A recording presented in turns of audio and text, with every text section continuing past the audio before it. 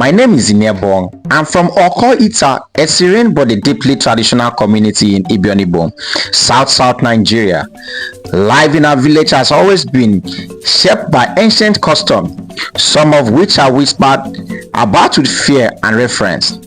One of these is a forbidden masquerade, a tradition that detects no woman must ever see its nakedness when it roams the streets at night. I grew up learning tales of what would happen to anyone who dared to break the sacred law. The offenders would be dragged to the village square, blindfolded, beaten, and forced to perform sacrifice to appease the gods. These stories were warnings, but until that fateful night, they felt more like myths than reality. It all began during a one-week Assemblies of God church program in a neighboring community. My younger sister Uduak and I were part of the gathering, but halfway through, Uduak fell sick. She burned with fever and decided to take her home so that our parents could care for her or take her to the hospital. My parents were traders who travel weekly to places like Oron, Ita Market to buy and sell goods. They were often away, and I hoped to reach home late enough to find them back from their trip. We boarded a bus heading to a nearby community in its local government, where we could catch a bike for the final stretch to Oko Ita. But when we arrived, the street was deserted. No bikes, no traveler, just eerie silence. I thought it might be due to the rising cost of fuel, which has made transportation expensive and scarce. Carrying a rack on my back, I decided to trek the rest of the way home. The path was familiar, but something fell off. The air was heavy, the night darkened than usual. As we reached the boundary between our village and the neighboring community, the silence was shattered by the ominous sound of the drum beat. It was deep and slow, reverberating through the tight night.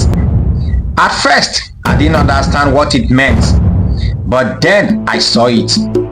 Torches flicks in the distance, their light revealing the dreaded masquerade procession. I froze in terror, realizing what was happening. This was the forbidden masquerade night, and Uduak and I had unknowingly broken the most sacred law of the land. The masquerade chants grew louder, and its rattle shook with a rhythm that seems to summon the spirit themselves. One of the masked figures spotted us and let out a piercing cry, alerting others. My heart pounded as I realized we had no time to think, only to run.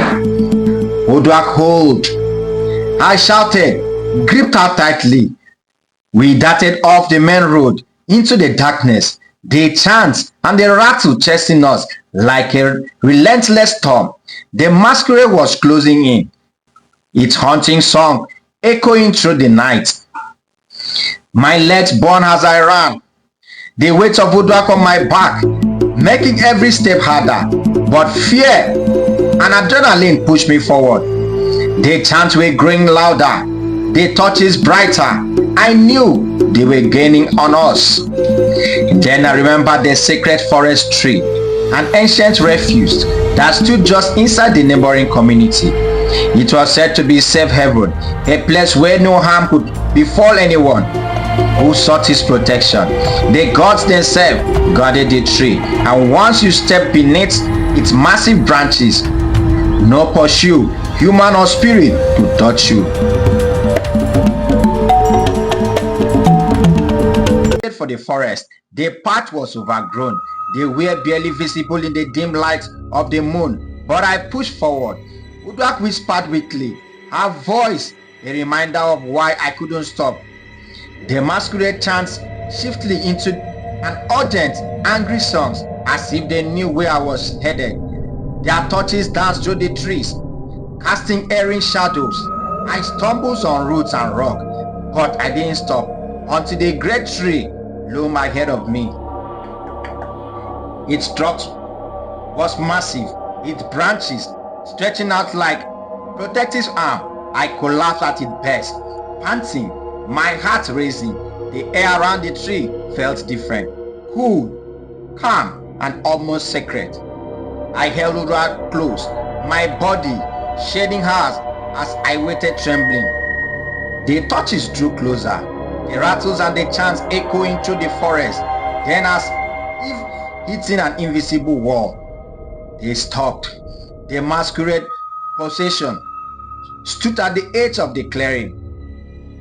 The torches drew closer, the rattles and the chants echoing through the forest. Then as if hitting an invisible wall, they stopped. The masquerade procession stood at the edge of the clearing, their torches flickering in the darkness. They could not come closer. The tree sacred power was real.